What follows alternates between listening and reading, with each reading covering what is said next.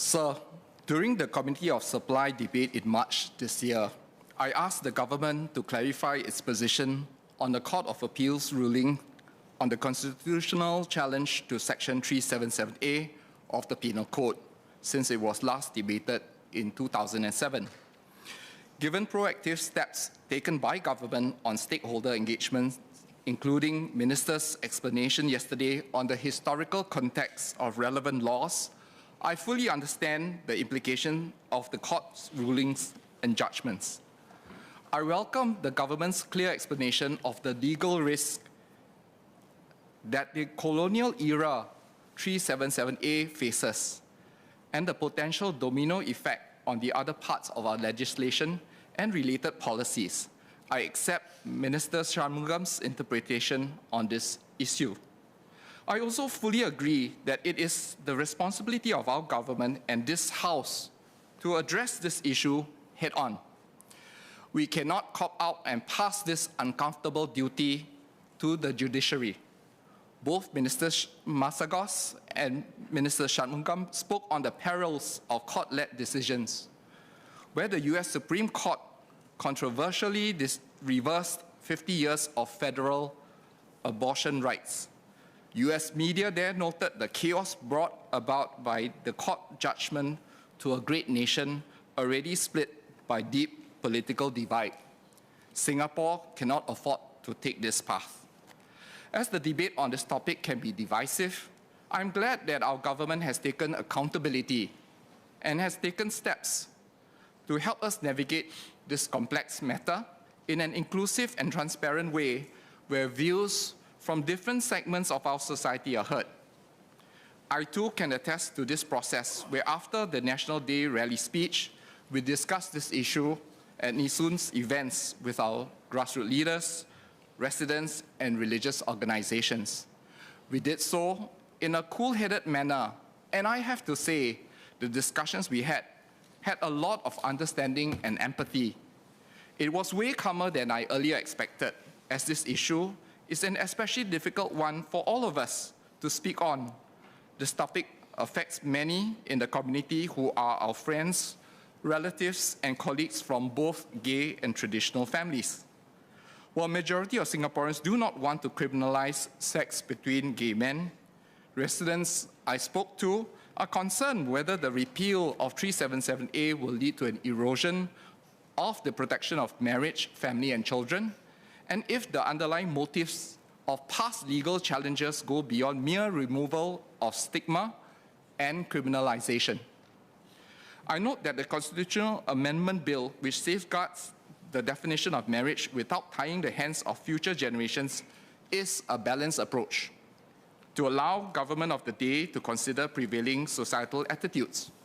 On this premise, my community at Nee Soon welcomes PM Lee's and DPM Wong's assurance that the definition of marriage will not change under their watch, and the PAP's government stance of the traditional family as a basic building block of our society will be strengthened, while also respecting the dignity and place of gays in our community. On this point, it is my hope that on this basis, our government will continue to find ways to further strengthen the structure of marriage and family in our current policies.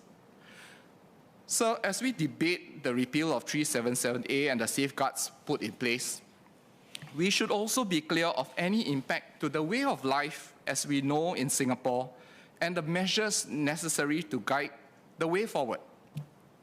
As the premise of the repeal of 377A is that what happens in private should not be criminalized, the concern of the community is that this could be incorrectly viewed as a signal for stronger public advocacy of gay relationships.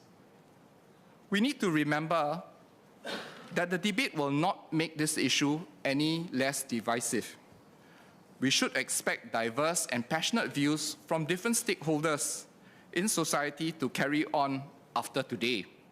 As such, we will need to continue to ensure a safe space for healthy and civil conversations, just as we did over the last many months, so that our society evolves peacefully. On this note, can Minister explain his thoughts on further mechanisms that government will put in place to promote genuine, healthy engagements? Will surveys be done regularly and discussed over national conversations? In some ways, this can guide the discourse moving forward, monitor fault lines, and potentially reduce harassment or discrimination of pro-gay groups or those who do not agree with them, especially in secular spaces such as schools and workplaces.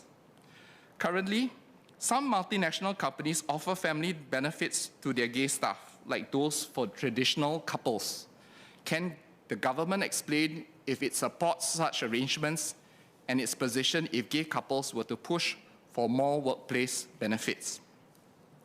Sir, in Mandarin, 议长先生，关于377A 条文，过去几个月，我们在议顺的一些活动和基层领袖、居民和宗教团体都有讨论。他们提出的问题，我在英文演讲有谈到，希望得到解答。更重要的是，从这些谈话，我们可以看到，新加坡已经成熟，可以一起讨论敏感的话题，再找到平衡点。